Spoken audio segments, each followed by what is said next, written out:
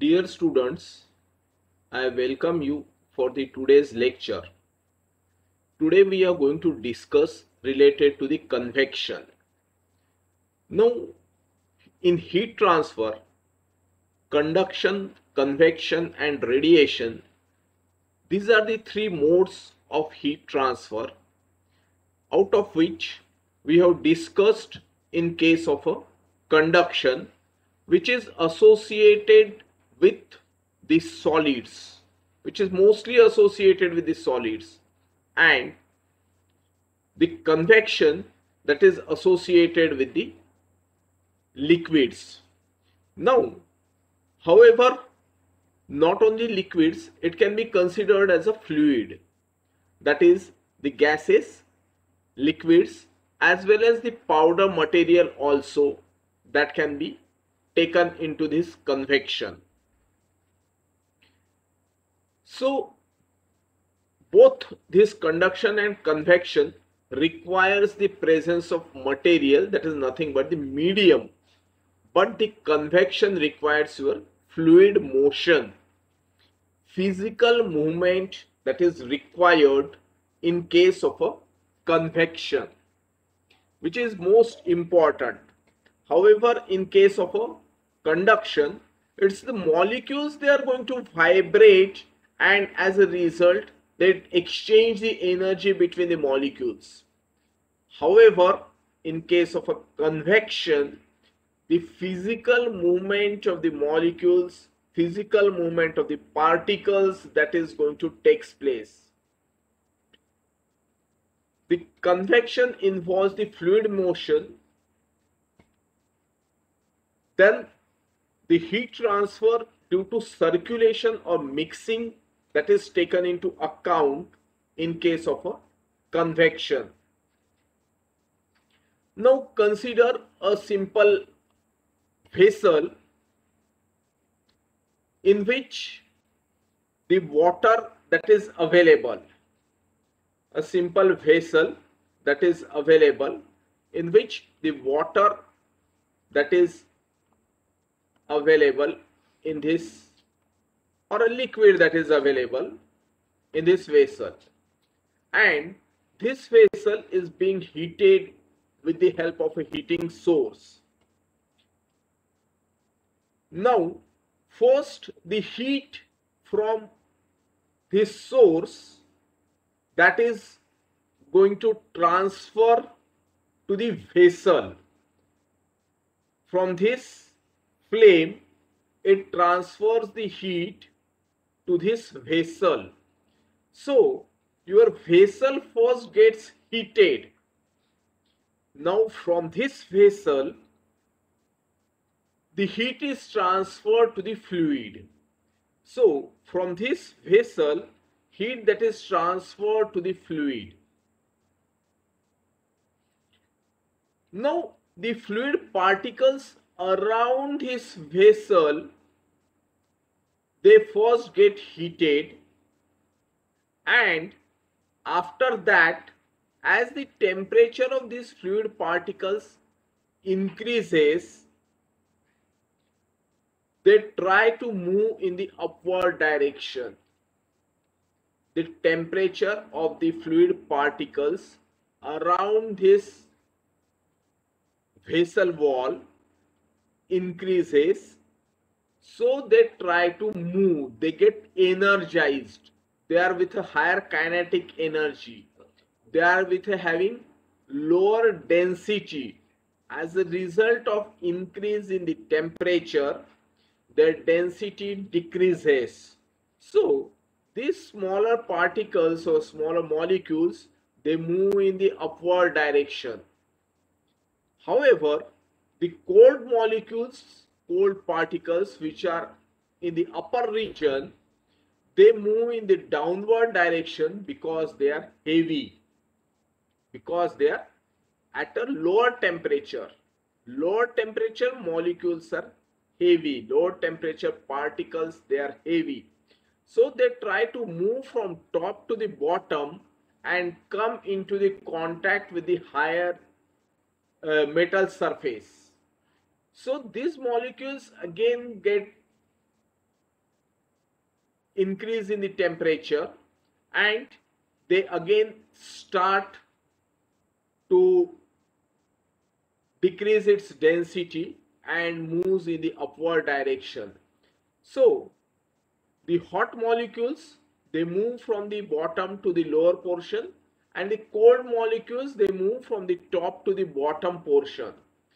This cycle of higher temperature to the lower temperature, and from lower temperature to the higher temperature, the molecules, the particles, the fluid, macromolecules, they actually move. This is the physical movement of the molecules or the particles that is going to take place in case of a convection. Now, convection involves more of this effect of physical movement. However, in convection, slight conduction that is also taking place, because while moving molecules from one place to another, or when the molecules they are adhered to the metal surface, they exchange the heat in between the surrounding molecules because of the vibrations also. So whenever there is a vibrational motion that is associated, then your conduction that is going to take place. But however, in this convection, the actual physical movement of the particles or the molecules that is going to take place, and this is dominated by this physical movement. So convection, that involves the actual movement. So this is one of the ways by which the heat transfer takes place. So heat transfer due to circulation or mixing of the fluid medium, whatever the fluid medium may be, whether it's a gas, liquid or powder it can be. So this heat transfer due to circulation or mixing of the fluid medium, that is the convection. It is possible in the fluid medium only. So macroscopic fluid particles move in the space. That is the physical movement of hot and cold fluid portions of the fluid that is going to take place. So heat transfer through the fluid is by the convection in the presence of bulk fluid motion and by conduction in the absence of it.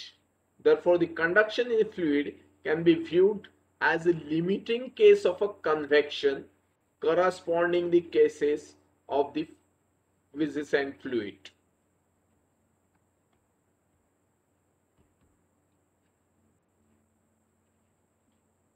Now here the fluid that is passing through the pipe, the fluid that is hot plate, second is the cold plate, and the heat will transfer from the hot plate to the cold plate. So the fluid motion enhances this heat transfer. As the molecules, as the fluid that moves, it enhances the heat transfer since it brings the warmer and the cooler chunk of the fluid into the contact, initiating the higher rate of conduction at a greater number of sites in the fluid. The rate of heat transfer to the fluid is much higher by convection than it is by conduction. Rate of heat transfer through a fluid is much higher by convection than by conduction. So in case of the fluids, we only consider the convection. However, it is associated with both the phenomena. In fluid, conduction as well as the convection occurs. However, the rate of heat transfer through the fluid is much higher by the convection than by conduction, and that is why we call in the fluids it is mostly the convection that is going to take place. This is what our assumption that we consider. The higher the fluid velocity, the higher the rate of heat transfer. Higher the turbulence, higher is the rate of heat transfer. Now,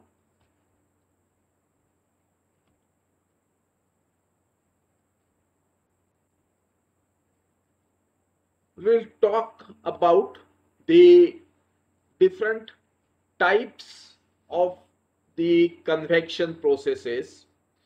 There are mostly the two types of convection processes, that is the natural convection, and the second is the forced convection. So convection is the mode of heat transfer between the surface and the fluid moving over it. It is the bulk motion of the fluid particles through the molecular conduction within the fluid itself. The density variation is associated with the temperature gradient. Because of temperature gradient, the density variation exists, and because of that, the fluid movement takes place, and this is called the convective currents they are developed. The fluid motion is principally produced by some superimposed fluid fields. Now, when we talk related to the two different types of the convection processes, one is the forced convection and the second is the natural convection.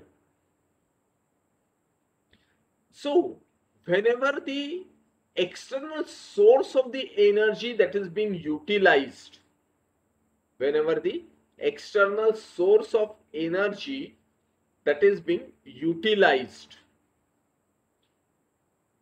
then it is considered to be as the forced convection.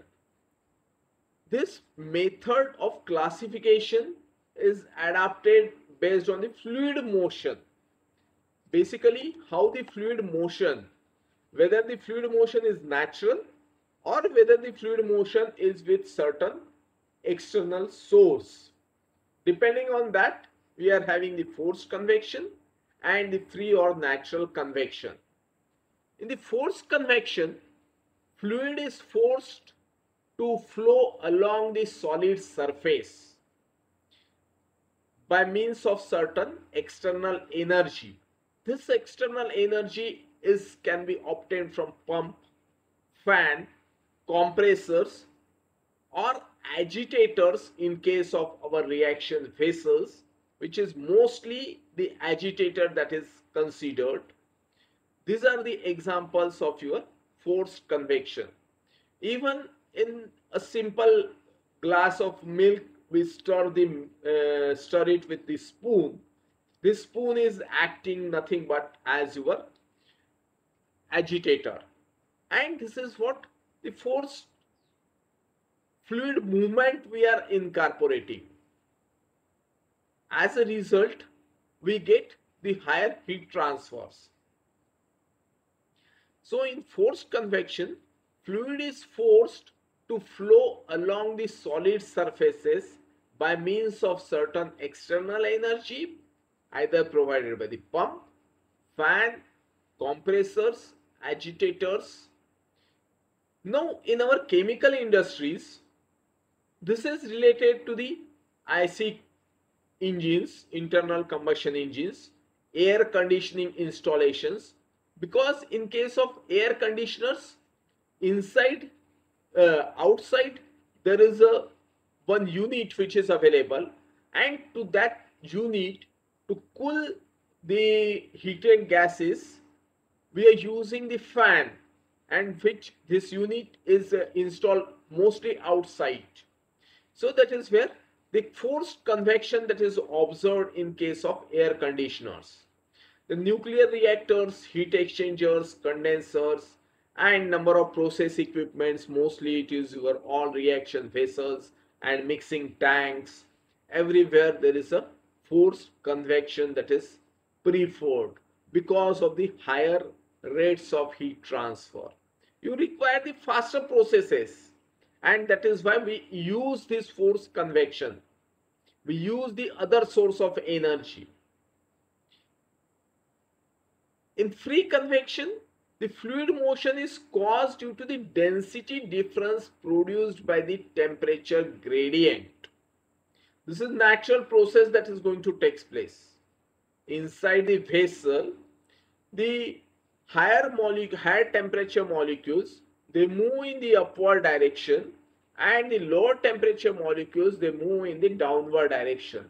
So this circulatory motion of the molecules or the particles that is observed, and this is causing you the natural circulation. This is also called as the thermosiphoning has been observed. The natural fluid movement in a vessel that is considered to be as the thermosiphoning is developed. There are the thermosiphoning heat exchangers also. In industries they are used because of the height difference and temperature difference. There is no requirement of the external energy. So these are your thermosiphon reboilers or thermosiphon heat exchangers they are used. So in free convection, that is the natural movement of the particles or the fluid that is observed. This is observed because of the density difference, and this density difference is caused due to the temperature gradient. So due to the temperature rise, lighter fluid particles move in the upward region of a lower temperature, where they mix with and transfer the friction to their energy to the colder particles. Simultaneously, the cool, heavier particles move downward to fill the space vacated by the warmer fluid particles. This circulation pattern gets up in the fluid, and it is called the convection currents. These are called the convection currents. Now, there are certain differences between the natural convection and the forced convection that we will also see. That is, in case of natural convection, fluid movement is caused by the buoyancy or because of the density difference. However, in case of a forced convection, the fluid movement is because of certain external source of energy, that can be agitator, pump, fan, compressors, etc. Then the convective currents they are developed. In case of forced circulation, the currents develop, they are turbulent, and because of the higher velocities, you get the higher heat transfer coefficients, or the heat exchange rates are higher in case of your forced convection. So greater magnitude of circulation of the fluid is observed in case of a forced convection. As a result, you get the higher heat transfer rates or higher heat exchange rates. However, in case of a natural convection, the fluid movement is very small. As a result, you get the lower heat transfer coefficients, and the magnitude of circulation of fluid is also less. In case of a natural convection, the heat losses from a hot pipe, that is, which is a common phenomena in our industries, chemical industries. The pipes which are available passing through this pipe, they passing through the hot fluid, and there is certain insulation over this pipe, and after that insulation it's little bit hot, and some amount of the heat transfer that takes place, that is because of the convection. That is called the heat losses from the hot pipes. Then cooling of the transmission lines. Then in case of your transformers, electrical transformers which are available nowadays in Nagpur, that is mostly it's the transformer installations is there, where the underground cabling work has been done. So these transformers, they are also naturally cooled. Then electrically heated wires or cables, they are all develops the certain amount of the heat, and all these wires, they are naturally getting cooled. Then your electronic equipments, in case of your laptops or CPUs, there is a small fan. In laptops, this fan sometimes is on. You can feel the hot air which is coming out from the bottom or base of this laptop, is because of this forced convection. But there are certain mobiles. In mobiles, it's your free convection that is getting observed. Electric chargers, they're also free convection that is observed. So these are the different uh, processes where one can observe the natural convection and the forced convection processes.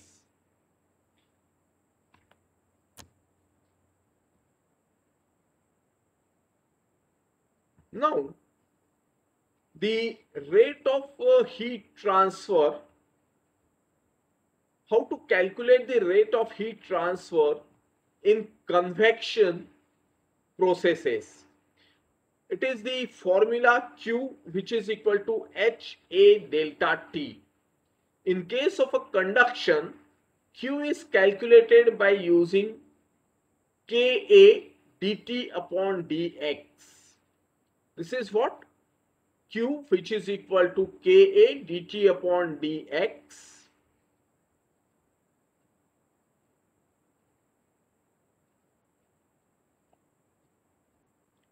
which is equal to minus Ka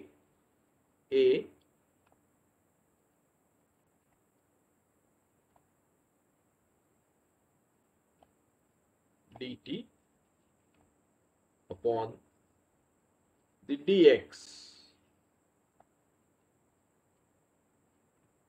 So this is the Fourier law, where K is your thermal conductivity, the temperature gradient in the distance gradient. So this is your conduction equation. However, for convective heat transfer coefficient or convective heat transfer, you get HA into delta T. H is your average heat transfer coefficient and AS is the heat transfer area, surface area from where the heat exchange that is taking place. So this is the most important thing, which equation that is to be used where. For conduction, you have to use Q, which is equal to minus Ka dt upon dx, and for convection, Q, which is equal to HA delta T. Delta T is this temperature gradient, A is the surface area, and H is the average heat transfer coefficient. Now, this average heat transfer coefficient, that depends on various factors. That is the fluid flow. Whenever we say the fluid flow, it is the fluid velocity that is very important. Whether it's a laminar flow, or whether it's a transition flow, or whether it's a turbulent flow. So, whenever this heat transfer coefficient that is considered, you get the higher heat transfer coefficients in case of a forced convection. So, in case of your forced convection, when you use the external source of energy, your fluid velocity becomes more. As a result, you get the higher heat transfer coefficient. So the fluid velocity, when you talk the fluid velocity, then its condition, whether it's a laminar or turbulent, that becomes also more important. And that is why these heat transfer processes, they also require the understanding of the fluid mechanics or the fluid flow operations. That is what is our fluid velocity that is concerned. Higher the fluid velocity, higher the heat transfer coefficients. Higher the fluid velocity, higher is the turbulence, and as a result, higher is the heat transfer coefficients. Then second factor is the properties of the fluid. Out of this, the viscosity is one of the important properties associated with this heat transfer coefficients, calculation of the heat transfer coefficients. Viscosity, if it's a viscous, then there is a great resistance for the fluid to exchange the heat. For lower viscous fluids, you get the higher heat transfer coefficients. Viscosity increases, so heat transfer coefficient decreases. Now when you talk to this viscosity, then your shear stresses, they are also coming into the picture. So these shear stresses, they are the predominating things in case of your heat transfer coefficient calculations. One can study this shear or the viscosity effects in the higher education also, but initially at preliminary stage we can neglect this viscosity variation. Sometimes that also can be considered, but mostly it is neglected. Then surface conditions, whether it's a rough surface or whether it's a smooth surface, that also depends. If it's a smooth surface, then the layer formation is more. If it's a rough surface, it creates the turbulence, and as a result you get the higher heat transfer coefficients. Then whether that surface is clean or certain scale formation that is observed. So depending on this scale formation, there are different fouling resistances, they are also coming into the picture. That is the fouling resistances. Then the thermal conditions. Thermal conditions, it's the temperature difference and your thermal conductivities. The temperature difference is the prominent thing that is going to vary the heat transfer coefficient. It's a function of temperature difference. Then the configuration of a system, whether it is passing through a fluid, whether it is passing through a tube, whether it is passing through a certain duct, or whether it is passing over the flat plate. So the different conditions, configurations of the system, all these are going to vary the heat transfer coefficients. So this is our variation of the heat transfer coefficient.